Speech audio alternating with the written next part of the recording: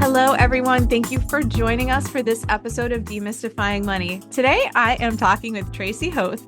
She's the owner of Simply Squared Away, and we're going to talk about the 5 steps of organization. Now, some of you might be managing your career, your family, maybe parents, all sorts of schedules that you have and things on your plate. And I think that talking about being organized and organization can be such a transferable skill. So we're going to talk about some of the basics today so they can maybe help you feel less overwhelmed, less stressed, and get the things done that need to get done. So Tracy, thank you so much for joining me today. Misty, I'm so excited to be here and talk about my favorite topic, organization. This episode of Demystifying Money with Misty Lynch is proudly sponsored by Soundview Financial Advisors. Visit www.soundviewfinancialadvisors.com to learn more. So I think organization, it's something that some people feel like they're just not organized, or that they don't, or there's, maybe people in their business who are in operations that are very organized and have things done. So what made you want to start your business, Simply Squared Away? And how did you get into the field or this area of wanting to help people with organization? Tell me about your story and how you came about it. Are you just naturally good at it? Or did it take a little work? I would say I'm a little more, I like to look at it like our clutter tolerance. I have a little lower of a clutter tolerance, so I don't want clutter around.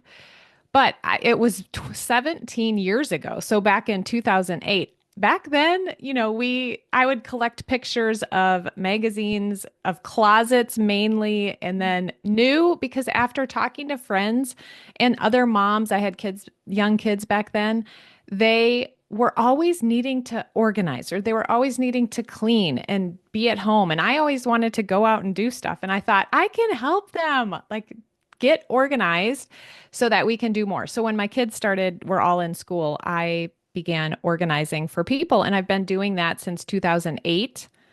And in about 2018, I kind of shifted my focus and added life coaching. So I worked more with the mindset of organization and combined all the practical stuff that I'd been doing. And now I also help business owners and coaches organize their business. Because once I started my online part of my business, I even was overwhelmed with the processes and the systems and how to store all the stuff on my computer. So once I applied all the tools to that, then I thought, oh, if I'm somewhat organized, what are other people dealing with and struggling with in their business? And so I started helping business owners. I think it's interesting, a couple of things you said, because I also added life coaching skills to my business around 2020, because I feel like a lot of the things that we do for people, I'm, helping people on the financial end get organized, understand where things are, what they're doing, how they're operating.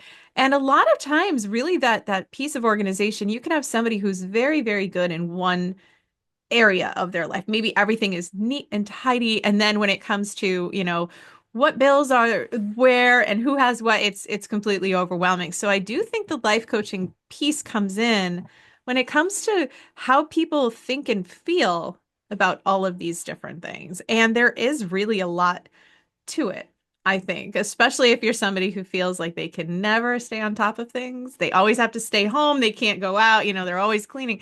Or if they feel like they've got things under control. So I think it's so interesting that you added in that mindset piece too. But I'd love to hear a little bit more about, you mentioned the 5 steps of organization. So we can maybe start there and then see how that has helped some of your business clients and some other people. So I'd love to hear, like, what do you think the first step is for people who are they want to be more organized? Maybe that's their goal this year. Yeah. Okay. Let me back up because I have to comment on when I would go into people's homes and help them organize in their offices, paper, whatever it was. When I brought life coaching into it, I thought, oh, they'll never be able to do it without someone there helping them. And that's what's so magical about the mindset piece of it is I could tell them on calls, like virtual calls, and they did it themselves and their whole life changed and they became a person who was organized. Their identity shifted. And so it's just magical seeing the two work together, like Yeah. all the practical stuff. No, and I So, agree. I think that there's really only so much you can do without living with the person and being able to do it for them. So that is such an important piece, especially for someone who just identifies that way. You're right. And I think right? we have a lot of stories we tell ourselves, like, I am bad with money. I am a hot mess. I am that, Yeah. and I think the more you tell your brain that, the more it agrees and gives you evidence of that. So Right. And the that's a good, parallels with money and with Mhm. organization are so similar. Like it's Very an similar. identity that you have Hmm. and that you've grown up with and thought about yourself for a long time. But I I like to think about first what people think the definition of organization is because a lot of times we see Instagram pictures and it's like color coded and everything's decanted into perfect matching, you know. I don't think any of that means you're organized. It's just knowing what you have and being able to find it when you need it. So your organization could look totally different than someone else's, and both of you are still organized, and you don't have to spend the rest of your time decantering things into clear containers and spending money on containers. If you can find what you need and you know what you have, and the people in your home know what you have and can find it, then you're organized and go do what else you want in your life. I think that's an interesting definition because I am somebody who has a very low tolerance for clutter. And I remember opening up one of my like hall closets or something and looking for a particular something so it might have been makeup or a perfume or something that I knew I owned. And I couldn't find it. I got so frustrated so fast with the clutter that immediately I realized so much of this stuff has to go because you're right. If you know what you have and you can't find it, that's Right. that's a waste. That's why people overspend. It's why we buy things that we don't need or already have. And so I think that it's it's for some of us we can't handle that Yes. and have to get rid of it immediately. And other people just, maybe the things just continue to pile up and pile up. And then you really forget, which is a huge financial problem if you're buying things you already own, or if you don't know where to even go to look. And it's funny you mentioned the pantries because my husband was a clear container organized, container store fan, and I couldn't see the dates anymore because everything was Yes. taken out of the box, and I was like, I want to throw all this out because I think it's old. So it just wasn't like I understand like the aesthetics of it, but for me, I'm like, this Yeah. isn't practical. So I know that it's hard to look at that, and then how does that make us feel though when we're seeing these perfectly laid out closets and homes and desks with nothing on them. Like when you're talking to somebody, like how are they typically, when they say how they would describe organization, like how are they saying it? And does it kind of reflect on, their aversion to it when they're saying what they think it means? Well, I think it gives them such relief Yeah. knowing that the definition that I say, but knowing that, then they're all of a sudden like, oh, and then we can find evidence in some places that they really are organized. And then all of a sudden their shoulders drop and they can see, like, okay, I can do that. I just doesn't need to look like that picture in Mhm. order for me to believe that I'm an organized person. Yeah, I think the picture, I mean, I'm sure some people probably feel if they're thinking that organization means perfection, like, oh, I'm ashamed of myself. Look at this, how I've kept things. And so I think that's a good way to point it out, being like, no, this is really Yeah. simple all it is. So that's, I think that can be liberating Yeah. for some people. And that's one of the things in my community. We post pictures that are normal pictures. Like all of us are kind of in the same boat. Maybe people aren't having the grand houses that have the money to spend on all those containers. And so you get to see, kind of making me think of magazines. You Mhm. see the perfect person. No, you see normal people that have normal houses that their pantry, looks Yeah. like what you would think a normal pantry would look like. Right. Not one that's staged to sell the home. No Yeah, one lives yeah. there. And then it's like the layers of an onion. I mean, if you want to get to that, great. Like it's Yeah. fun and it's pretty and it makes you happy when you walk in. That's great. And I encourage that. But let's take one layer of the onion at a time, declutter some, get some systems in place, contain some things, and then next time around, go a little bit deeper. Now you kind of know what you like and what you use, and then just keep going from there. And then if you want to buy matching containers at some point, then that's great. That will make you happy. So once they can define organization, Yeah. then what comes next for people who maybe they hear the definition and they feel like, okay, maybe I'm not so bad, but they still have work to do. So what comes Yes. next? Well, then I think about the 5 steps. Let's, before we talk about that, just talk about where to start. And there's no right or wrong place on where to start organizing. I think you can ask yourself some questions like, what would make me the happiest Mhm. if I organize this space? What is a quick win? Maybe it's not a whole room. Maybe it's just like a quick win is maybe a drawer you use all the time, or the top of your desk would be a quick win. Or what would have the biggest impact on my life? Maybe that would be like the bedroom because you're sleeping in there, or the closet because you get up every morning, or, so just asking yourself those 3 questions and then pick one of those and get started. And then comes the steps to organizing. And Mhm. I've been organizing for 17 years, and these steps are kind of goofy, but they're memorable and they work for absolutely everything. For your time, if you want to organize your schedule, if you want to organize a project that you're starting, if you want to organize a closet, or even your mind. If you want to organize your mind because you're feeling overwhelmed, you follow these steps for everything. Okay. So the acronym is SPASM. Hmm. SPASM. And the first step to organizing anything is to sort. Okay. So we're going to sort like items into like items. And I always say, if you're emptying like a drawer, then sort it as you go. Pull Mhm. something out, say, what category is this? Put it in like items with like items. If you're organizing your mind, get a sheet of paper, write down. You can even sort it into to-dos and errands and business or home or finances, whatever it is, or just thoughts that you're thinking. You can organize it into as you pull it out of your mind. Or a project. Write down everything you're thinking about that has to do with that project. So sorting. And if people are overwhelmed, I used to, even with my clients, say, okay, we're going to walk in this room, find the light switch, go down from the light switch, and we're going to start right there. I remember standing in front of a garage that was just packed to the brim. And I just said, you know what? We just walk forward, pick up the first thing we see, and say, what is this? And put it into a pile of like items and keep going. I think that's a good first step because I think people think they're going to go all the way to the end, like making a decision, throwing it in the dumpster, and maybe that just identifying what it is. And then I think that's where a lot of people might see that they have a lot of the same things, or that they keep Yes. continuing to purchase the same kind of stuff because they keep thinking that they need it. So I think, and that could happen in your closet too. There might be, some shirts and you're like, wow, that pile of blue shirts is getting pretty big. So Yes. that's a good thing. And I think anybody can do that. That does not take a lot of mental effort or stress. That's fairly simple and everything still has a place at that Hmm. time. Yes. That's Yep.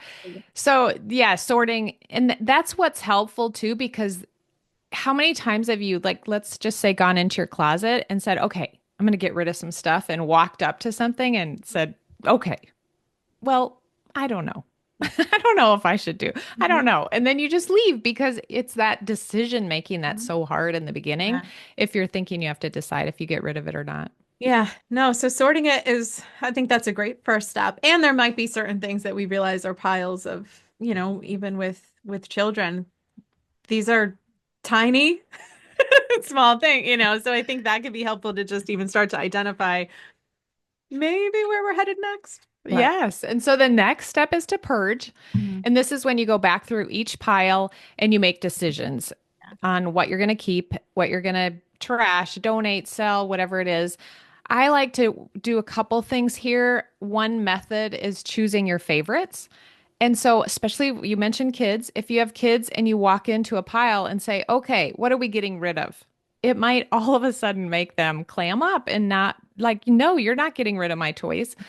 Mhm. So I like to choose my favorites or have them pick, like, what are your 5 favorite things that you play with all the time? What are your 5 favorite jeans?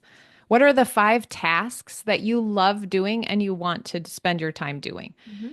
So now you know, then you can move on to the next ones. And, even my kids were with me the other day and they're like, Mom, when is the last time you wore that? We were just going through some of my jewelry and they're like, when is the last time you wore that? Yeah. So going through some of the typical questions, would you pay full price for that item again? When is the last time you used it? Does it fit? Do you love it? Does it have the space? Mhm. All of those kinds of things. Could someone else be using it? That might be a good one too. Sometimes we hold on to things because someone gave them to us or they're special or you have a good memory of that, but you could trust that you'll have everything you need when you need it. And could someone else be using this item right now? Yeah.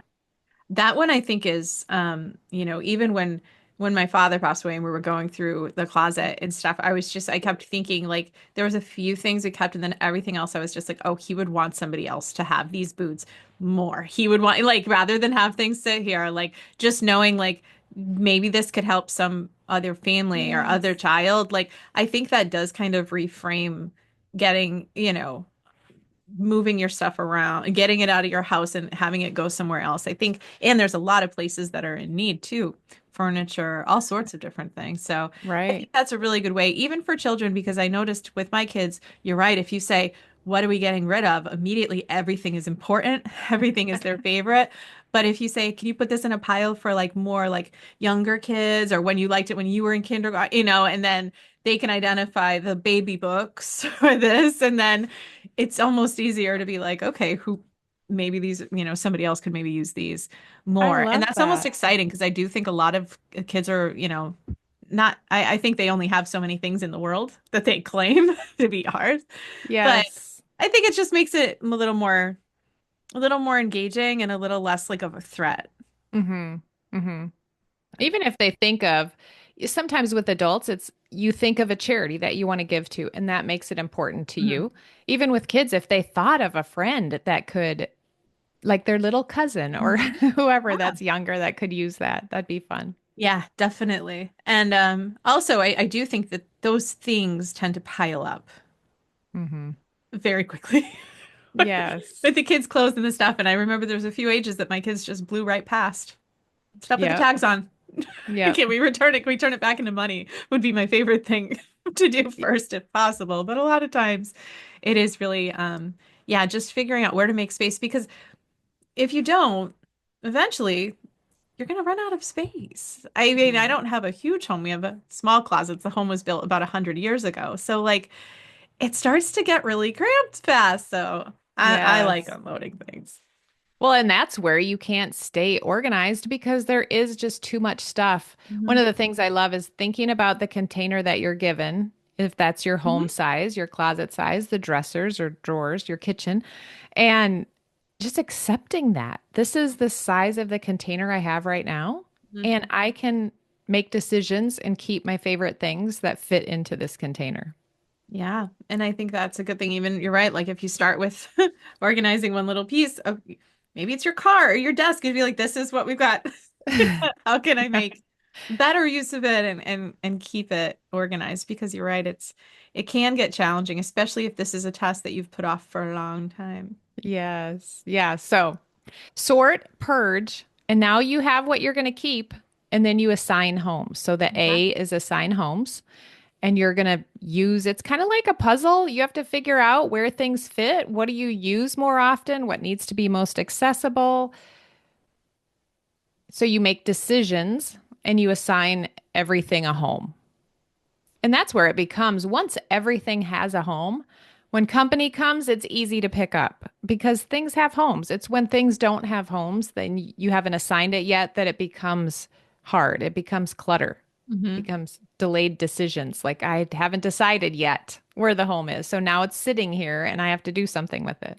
Yeah, no, I think that's good. And then I think it makes you think about your space too and the container you have, right? Because there might be some things that are like, they don't belong in the back of your closet or your trunk, and that's just where you've thrown them. But that's not the home where you'd go look for them first if you were thinking about that item later. So very, very important. And I think that, again, a lot of times we're searching for something that we know we have. It's just in the wrong Yes. home. Yes. And when you're thinking about assigning a home too, you can ask yourself, where would I think to look for this Mhm. if I was looking for it? And a lot of times, everyone's individual. So trust that gut instinct where you would look for it and put it there because that fits. Now, if it was on the counter, on the floor, don't trust that. No, But, figure out where you want to store it. definitely. I like that one. That one makes a lot of sense. Yeah. And then set limits is the fourth step. And setting limits is the containering step.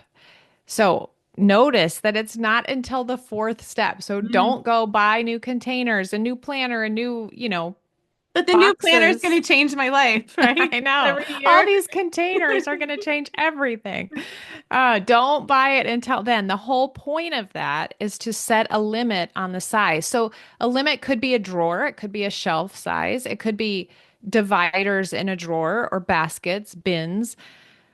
Once that limit is full, once the container is full, that's the trigger for you to know, okay, we got to go back through the steps. So Mhm. I noticed this like in my sock section of my drawer. When Yeah. that sock starts spilling over, it's like, oh, yeah, this was the container, the limit, and it's set, and now it's overflowing. So we need to go back through. I think that it definitely makes sense, especially for people like me who might be overpackers when it comes to their suitcase when they're flying, where they might have everything, and then if it doesn't shut, they have to go back through because that is the container we have. And Yes. some things don't make they make the first round, but they don't make the second round of cuts. And then it's hard Yes. to get a little bit started because really there's only so much you can do and so much space. So I think that's smart. And I think a lot of times once those drawers start to go to the point where you can't shut them and overflowing, something in the back is really, really going to get neglected. Yeah, for sure. You won't Use even be it. able to find it. Books, a lot of times this happens with clients. They love books, and so their bookshelves are full. So then what happens to these books? They start stacking up all over the house. Yeah.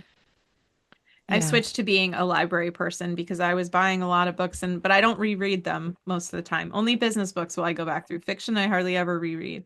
Yeah. And so I started to go to the library and I've saved thousands of dollars doing it because and also there wasn't much space to put them all. And my sister, who's the opposite, she has so many different books. And if if she moved, I think like boxes and boxes would just be books.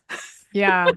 And I don't know if necessarily, again, could somebody else be using this? Is there anything that, is there any other, you know, it does take up a lot of space. I understand and why we do it. It's our favorite things. There's lots of reasons to buy anything to support Yeah. all different reasons, but once it's starting to kind of become overwhelming or take up too much Well, what's container. been coming up in our community too about books lately is it's an identity that you have. A lot of people have the identity that books are their that represents Yeah. being educated or being smart or being a reader, and that's their identity. So to get rid of them makes it really hard. Yeah. So that's where a lot of the mindset comes in. Okay, I mean, that served you at a stage in your life, and now if you want to keep it, that's fine. But if you're moving forward and you're not even interested in those topics anymore, like what is it that you're interested in? What aligns with that? Mhm. And then making decisions from there.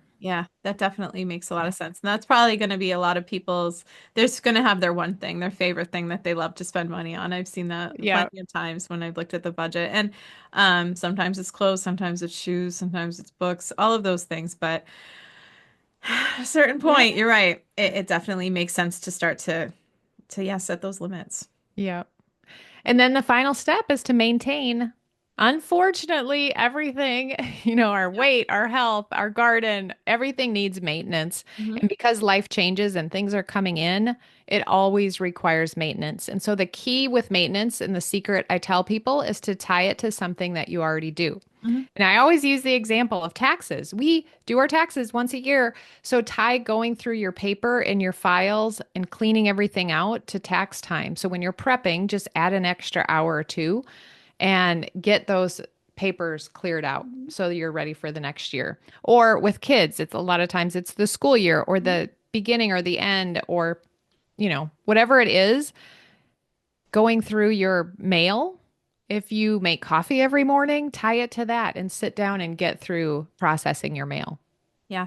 I think once you're in maintenance mode, it does become easier Hmm. because I don't know, magically there still seems to be a lot of things to get rid of every year when I do this. But I think that, or if it's changing the seasons when you're, with your closet, I think that there's Right. a lot of times where it just might naturally fall into um in taxes. That's just very much a normal time to get organized, or when people are buying, and they're shopping for something big or a loan and they have to get everything organized. I think there's a lot of times where we do it because we have to, but I think if it's done on a regular basis, that can be so Hmm. helpful because sometimes we need to find things quickly and we don't have a lot of time.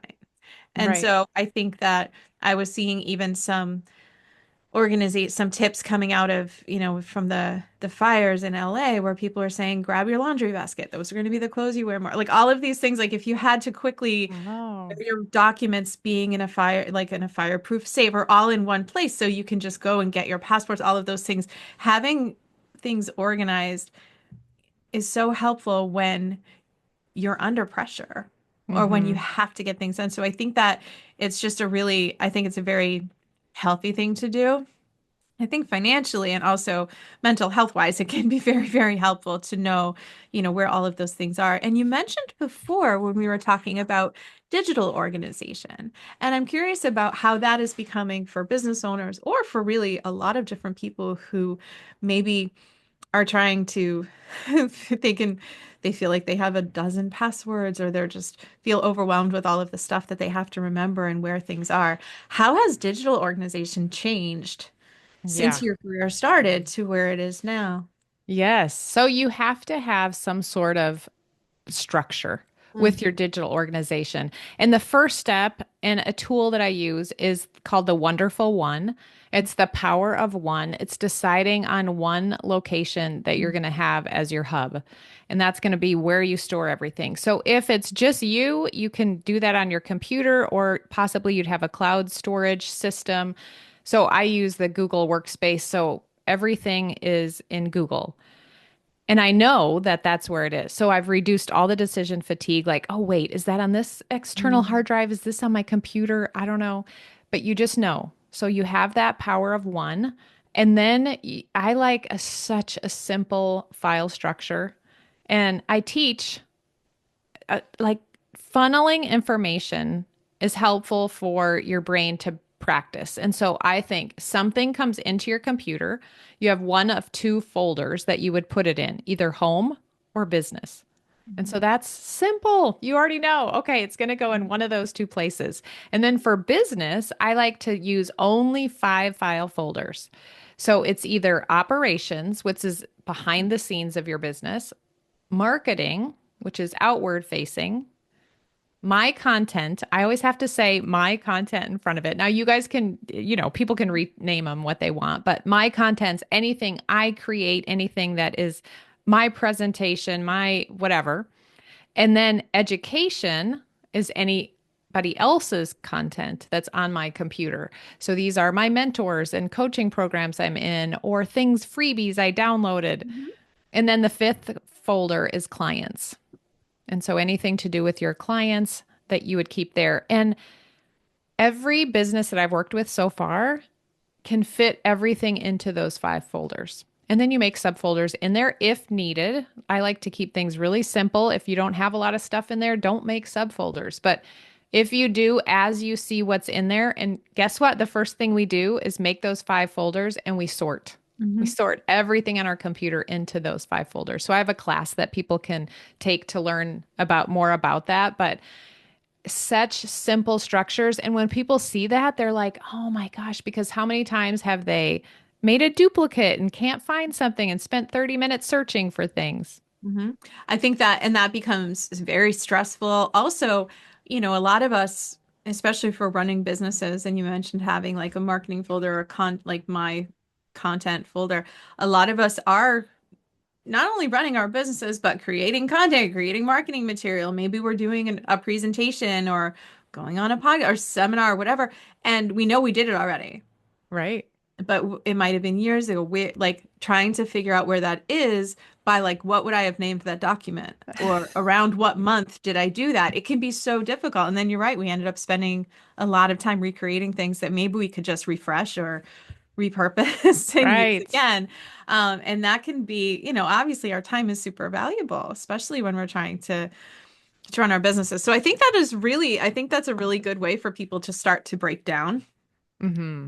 the It's things and really, keep it really easy. simple. And you can make simple folders like that in home as Yeah. well. So I have a family, and then with each of our names in there, even my parents, so their will goes in there. All of that's within family and money, health, because I collect a lot of health stuff, Hmm. I notice, and just some basic folders like that. Yeah. I like to keep names really broad. I think that's good though, because it doesn't make it's not gonna it's gonna be less confusing when you go to find it and being like, oh, I read this interesting article about, about food or about the and it's gonna go in the health folder. Right, Like right. so I think that could be great because we've never had more access to information. But I do feel like we maybe it's overwhelming how much information we have access to and how much Totally. stuff we can see and read. And then if you're like, oh, if you just go back through things like, what did I like or what did like? It can be hard to even find those things ever again. So I like that, Yeah. especially when it comes to, and it's very important for business and finance for sure, to have a folder where your tax stuff will go because you're going to Yes. need it, or your receipts or expenses. All of those financial things to be in one spot is super helpful. So what are some of the things that you're noticing? I know that there might be maybe people are feeling a little bit overwhelmed or a little bit stressed, lately. I know a lot of times, you know, it could just be a natural part of being in business. But what are some of the things you mentioned that now you're working with business owners? So what are some of the things that you're helping people or that you're seeing people come to you and say that this is part of their business they're struggling with? Is it just that there's so many different things to do that maybe they're staying stuck? Or how do you help a business owner really start to feel empowered with this end of their business? Yeah, there's a couple categories, I'd say. First, their mindset. What are they believing about themselves? Hmm. Then we look at their digital space. How can they get more organized just with file structure? But then also, I love teaching people about the bookmarks bar and how they can set that up and organize it in such a simple way. They can find everything they need in one click. So some of that, and then also I run my business with 4 dashboards, and so an idea dashboard, a business dashboard that has all the links, like how many links do we need to Mm. find, and then how do we find them? So those kinds of things, and then um, time. Time is a big one. Like how do we know what we're going to do when we sit down to work? How do we organize that? What kinds of workflows do we want to implement? Mhm. And then the final one is systems or processes. What kinds of processes do we need? What kinds of systems do we need to set up to make running of the business easier and not bottlenecked by your own disorganization? Mhm. And then you feel good about running it. And then you can focus on your clients and creating stuff they need and marketing more so that you get the clients you want to have. And I think that you mentioned the organization of your time because a lot of people I talk to say like, "Oh, I'd love to be doing more of this marketing, but I'm so busy. I have no time to do it." But I think if your calendar is being set by who is texting you that morning or calling you or in your face, you're going to always be putting out fires. And I feel like that does end up happening with a lot of people. And then they feel like that there's just not enough time. Hmm. Such But a I think common thing. managing that calendar can be so helpful, especially if there's important things that you should be doing with your business, but maybe part of you doesn't want to. And Yeah. so it gets pushed to the back. So I think that time, even if you're not a time blocking calendar, very strict person, I think having some sort of organization around that can be very helpful, even if it's a particular day or some sort of time frame. Yeah. This year I'm implementing the 12-week year. Hmm. And I think that helps. And what I help clients do a lot is just prioritizing. Okay, let's look at it. Let's choose what you're going to work on for the next 12 weeks. And let's break it down so that you know exactly how to do it and it's not overwhelming. I think the prioritizing, especially with people with ADHD, prioritization is a challenge. And so breaking those projects down, identifying what your focus is going to be, all of that, it just is helpful to have someone else's eyes on that and walk you through how to do it. And then it is a skill. I think you get better and better at it. But yeah, so we're doing the 12-week year. I have a weekly accountability meeting where we're scoring ourselves, and it's really helped me to stay focused. Like, oh, this is my goal. I need to achieve this. And so I need to do these tasks in order to make the progress I want.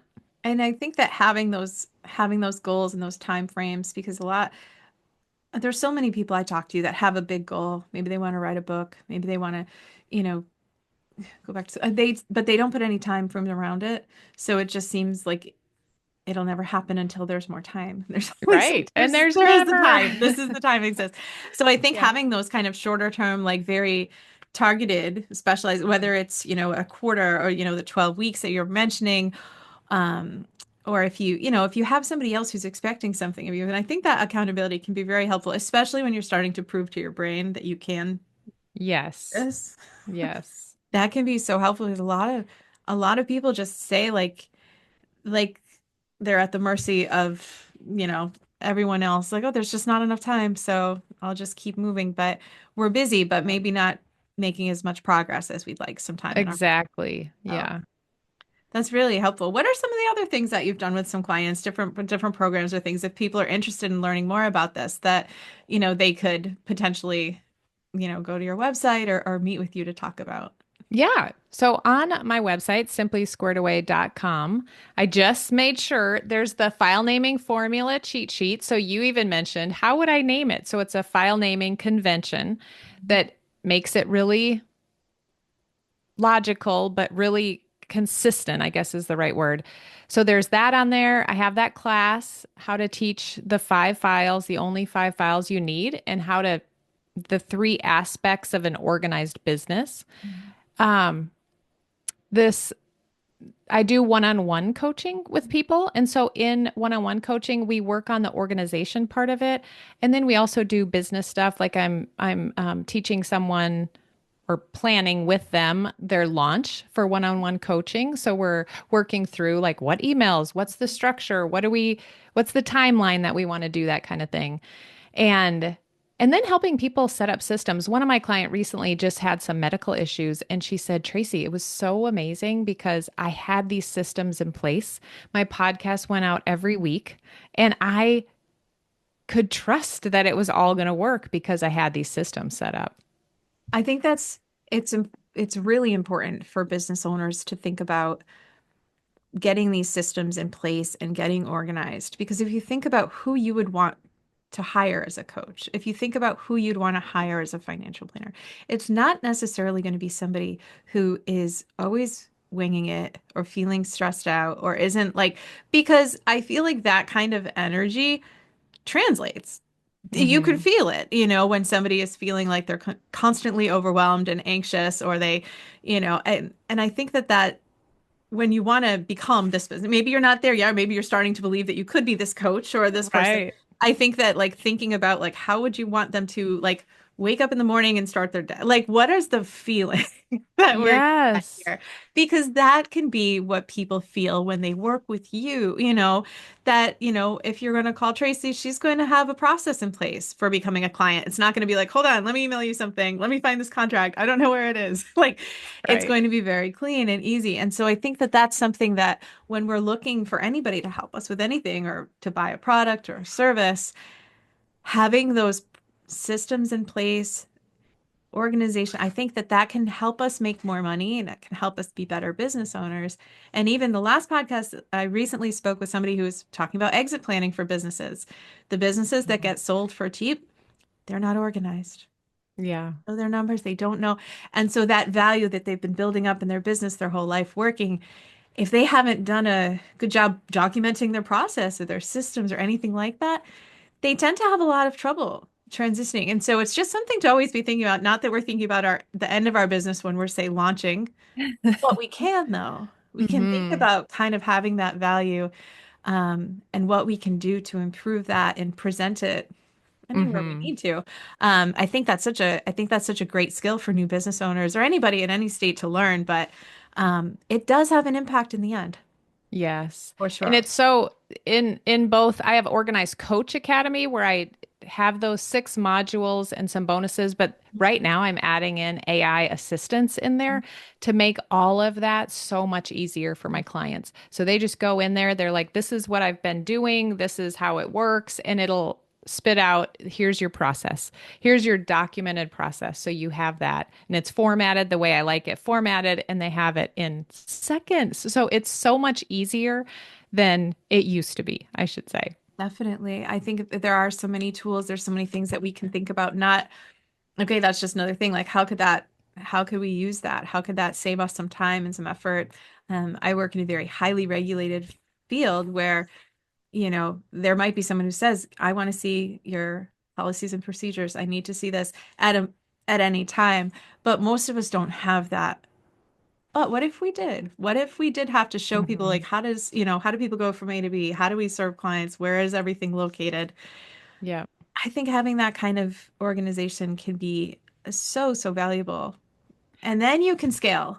Then you can Yes. grow. Well, and then you're ready to hire Yeah. an assistant because you have some of that in place. And I know one of my clients has a team Hmm. and she's just so stressed because the team can't find anything. So she is always spending so much time trying to find the things that her team needs. So if we had all of it structured in place and you were practicing this funnel of information as it comes into your business and you had a home for everything, it just is so much more peace. And little by little, we work on that and get it set up and then you're skilled in that area and you can move forward. Yeah, and as you mentioned with your team growing, like because we were talking about sorting through your favorite things. With business, if you're looking at all of the steps and all of the things that need to be done every day, you can start to figure out which ones would I outsource first? Which ones would I Mhm. hire somebody to use? Instead of being like, I have to do all the things all the Right. time, and that'll eventually slow you down. But I think you can start to recognize, oh yeah, that one can go. That one That can can be go. automated. And then Yep. really start to feel like you're more in control of your business. Thank you so much for joining me today. I really think this is such an interesting topic. I think that the more people I talk to who are experiencing overwhelm and burnout, I do think that something like this, even getting organized in like a tiny area of their life, whether it is the junk drawer or their car, their desk, could lead to feeling that sense of accomplishment where maybe taking action can get them out of that spiral of feeling Yes. like there's just too much. And I feel like that is one of the only ways out is through taking action and getting something done. So I love that you're helping people with these very simple, very understandable steps. So please, yeah, repeat your website and where people could find you if they want to follow you and learn more. I think it's just been such an interesting thing that I think all of us could use a little refresher on for sure. Yeah. My website's simply squaredaway.com. My podcast is the Organized Coach podcast. So start there, listen. All the freebies I mentioned are on the homepage of my website. And my Instagram is at Tracy Hoth. I'm most active on there. So, Awesome. Well, thank you so much. I think if you're listening and you feel like organization has been something that's been a bit of a struggle for you, or maybe you feel really, really organized at work, but then you get home and you can't you can't get out of your own way there, I think that definitely head over to her website, look at some of these freebies. I think there's a lot we can do. It's so important, especially as there's more things on our plate, as we have more technology, more passwords, more logins, more things that we're able to keep things organized so we can give more space in our brains to do the things that we enjoy and that we want to be doing. yes. So, thank you so much, Tracy. And if you're looking to get your finances organized, please head over to mistylynch.com. There you can either grab a copy of the book Demystifying Money, listen to some episodes of the podcast, or you can head over to Soundview Financial Advisors from there if you're looking to work with somebody one-on-one to start building your financial plan and getting your money in order. Thank you all so much for joining, and we'll talk again next week. Don't forget to share with friends and family, and together let's demystify the world of money. Knowledge is the key to financial empowerment.